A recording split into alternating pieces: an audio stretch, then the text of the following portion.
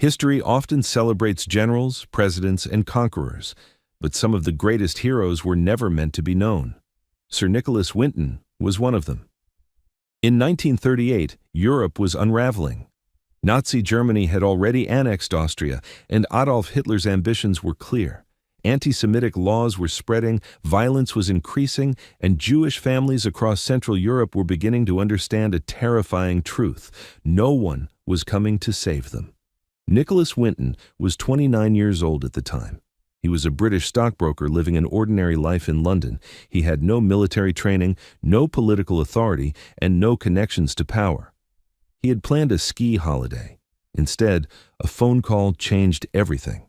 A friend of his, Martin Blake, was working with refugee aid groups in Prague, Czechoslovakia, where thousands of Jewish families had fled after the Nazi occupation of the Sudetenland. Blake urged Winton to come and see the situation for himself. Winton arrived in Prague in December 1938. What he saw disturbed him deeply. Refugee camps were overflowing.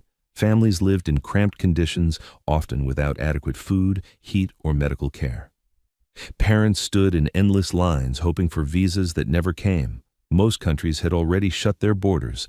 The threat was obvious. The Nazis were coming, and children were the most vulnerable. Winton realized that while adults faced enormous immigration barriers, children still had a chance if someone acted quickly. So, he decided to act. With no official mandate, Nicholas Winton set up an operation out of his hotel room.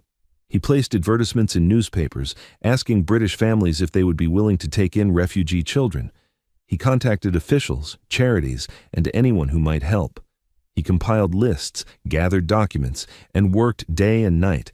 Every child required a visa, a British sponsor, a £50 guarantee, a large sum at the time, permission from Nazi authorities to leave. Each requirement was another obstacle.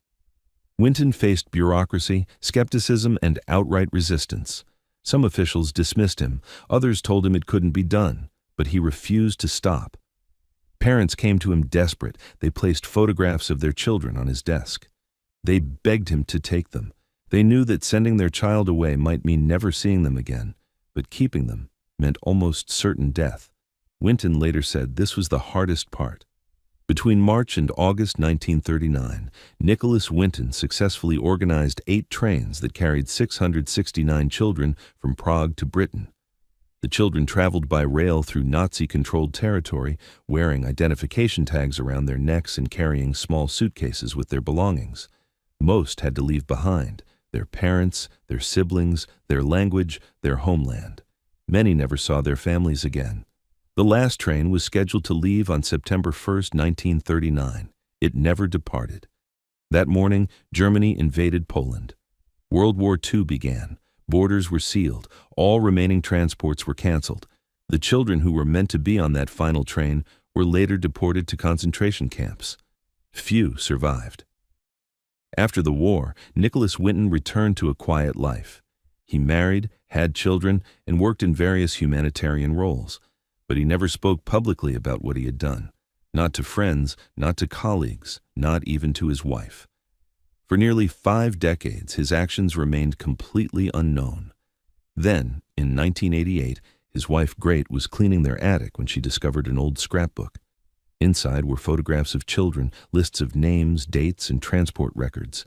She was stunned. The story reached the BBC, and Winton was invited to appear on the program That's Life. He believed he was attending as a guest. He had no idea what was planned. During the broadcast, the host revealed the truth of his work. Then she asked a simple question: is there anyone in the audience who owes their life to Nicholas Winton? One by one, people stood up. Men and women, now adults, some with children and grandchildren of their own, rose from their seats. They were the children he had saved. Winton sat in silence, overwhelmed. He had never considered himself a hero. In the years that followed, Nicholas Winton finally received recognition.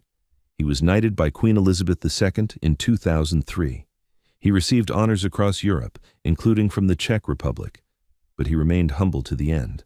When asked why he did it, he replied simply, "There was a problem that needed to be solved." Sir Nicholas Winton died in 2015. at the age of 106. Today, the lives he saved have multiplied into thousands of descendants, living proof that one person's courage can echo through generations. He didn't carry a weapon. He didn't command an army. He didn't seek praise. He saw children in danger and refused to look away. Nicholas Winton showed the world that heroism doesn't always arrive loudly. Sometimes it comes quietly, with paperwork, persistence, and compassion, and changes history forever.